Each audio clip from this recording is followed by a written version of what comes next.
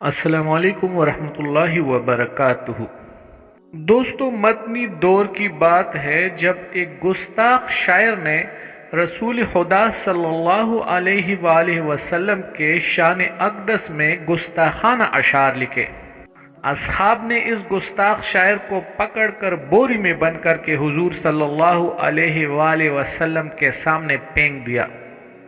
سرکار دو عالم نے حکم دیا کہ اس گستاخ شاعر کی زبان کاٹ دو۔ تاریخ لرزا گئی کہ وہ جو رحمت العالمین ہے، جس نے طائف میں پتھر مارنے والوں کو دعائیں دی، کوڑا کرکٹ پھینکنے والی کی تیمارداری کرتا رہا، اس ذات عظیم کو مدینے میں آ کر آخر کیا ہو گیا ہے؟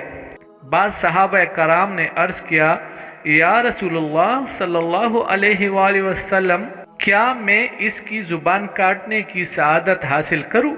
حضور صلی اللہ علیہ وآلہ وسلم نے فرمایا، نہیں، تم نہیں۔ پوچھا، پھر کون؟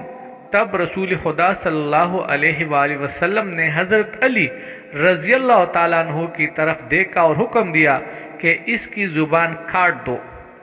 حضرت علی بوری بند گستاخ کو اٹھا کر شہر سے باہر نکلے۔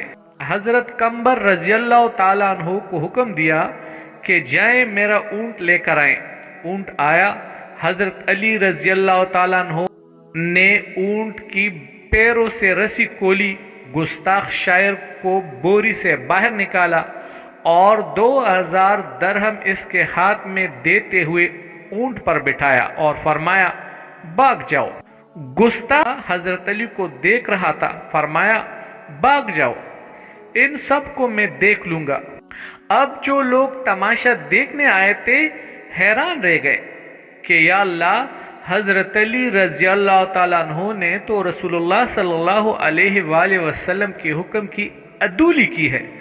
لہذا شکایت لے کر رسول خدا کے پاس پہنچ گئے۔ رسول اللہ صلی اللہ علیہ وآلہ وسلم سے شکایت کی کہ آپ نے اس گستاخ کی زبان کاٹنے کا حکم دیا تھا، مگر علی نے اس سے 2000 درہم دیے اور آزاد کر دیا۔